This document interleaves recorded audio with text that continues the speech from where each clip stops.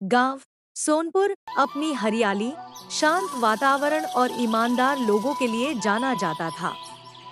दिन में लोग खेतों में मेहनत करते और रात को चौपाल पर इकट्ठा होकर किस्से कहानियां सुनते थे। लेकिन बीते कुछ हफ्तों से गांव के माहौल में एक अजीब डर समा गया था। लोग अपने ही घरों में चैन की नींद नहीं ले पा रहे थे। रात के समय कई घरों से अजीबोगरीब आवाजें आती, जैसे कोई बिस्तर के नीचे कुछ तलाश रहा हो। सुबह लोग देखते तो उनके बिस्तर के नीचे मिट्टी में सने सिक्के, टूटे हुए गहने और खून के धब्बे दिखाई देते। यह सब देखकर गांव में खलबली मच गई थी। लोग इसे भूत प्रेत का साया मानने लगे थे। गांव के लोग आपस में बात करते हुए, ये क्या हो रहा है भाई? आज हमारे घर में खून के धब्बे और टूटी फूटी गहने दिखाई दिए। ऐसा लगता है कि गांव में कोई आत्मा या भूत प्रेत की साया है। गांव के बुजुर्गों ने प्रधान रामलाल से कहा, बेटा, हमें लगता है कि ये किसी बुरी आत्मा का साया है। हमें गांव में पूजा पाठ कराना चाहिए और किसी बाबा को बुलाना चाहिए जो हमें इस मुसीबत से बाहर निकाल सके। लेकिन प्रधान को यह सब अंधविश्वास लगता था। उन्होंने गांव के नौजवान मोहन और पप्पू से इस रहस्य का पता लगाने को कहा। मोहन और पप्पू दोनों ही हिम्मती नौजवान थे। उन्होंने गांव के सबसे पुराने और वीरान पड़े घर में रात बिताने का फैसला किया। यह घर ठाकुर हरप्रसाद का था, जो वर्षों पहले अपने परिवार के साथ शहर चले गए थे और फिर कभी लौटकर वापस नहीं आए थे। दोनों ने सोचा कि आज रात यही बिताएंगे। भाई मोहन, आज रात हम दोनों यही सोएंगे। देखते हैं क्या होता है। गांव वालों कहते हैं कि यही से अजीब गजीब आवाज निकलता है। देखते हैं आज क्या होगा। रात के समय दोनों ने अपनी चारपाई पर सोने का नाटक किया और चुपचाप आंखें खुली रखीं। आधी रात होते ही एक अजीब सरसराहट की आवाज आने लगी। मोहन ने धीरे से बिस्तर के नीचे झांका तो उसकी आंखें फटी की फटी रह गईं। नीचे कोई इंसान दबे पांव कुछ खोदने की कोशिश कर रहा था।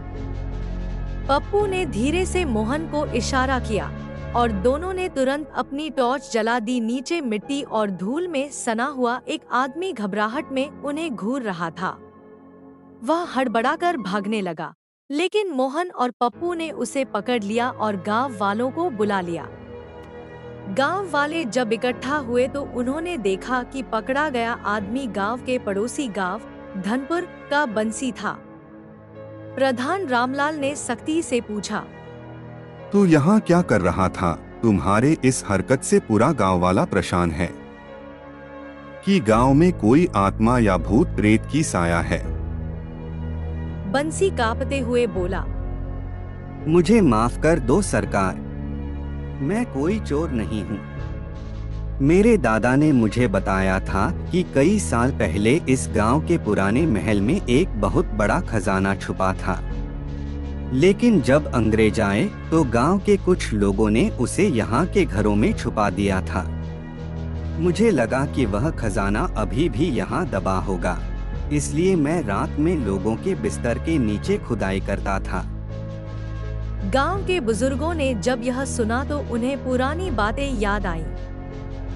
काका बिहारी बोले, अरे हाँ, मैंने सुना था कि हमारे पूर्वजों ने उस खजाने को गांव के कुछ खास घरों में छुपाया था, मगर हमें यह पता नहीं है कि खजाना कहाँ है। गांव के लोग इकट्ठा हुए और प्रधान जी ने फैसला किया कि ठाकुर हरप्रसाद के घर की खुदाई की जाएगी। अगले दिन गांव के लोग लाठी डंडों के साथ पहुंचे और पुराना फर्श उखाड़ना शुरू किया। कुछ घंटों की मेहनत के बाद जमीन के अंदर लोहे का एक बड़ा संदूक निकला। जब उसे खोला गया तो गांव वालों की आंखें चमक उठीं।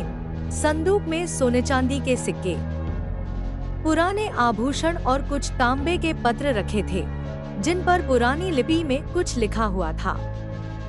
वृद्ध पंडित जी ने जब उस पत्र को पढ़ा तो उसमें लिखा था, जो इस खजाने को पाए उसे इसे गांव के भले के लिए उपयोग करना चाहिए। प्रधान रामलाल ने गांव के लोगों से कहा, यह धन हम सबका है। इसका उपयोग हम गांव में स्कूल बनाने और गरीबों की मदद के लिए करेंगे और किसी जरूरतमंद को इस खजाने से उसकी जरूरत को पूरा करने की कोशिश की जाएगी।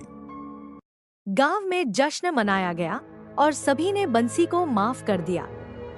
उसे गांव में एक छोटी नौकरी दी गई ताकि वह अपनी गलती सुधार सके।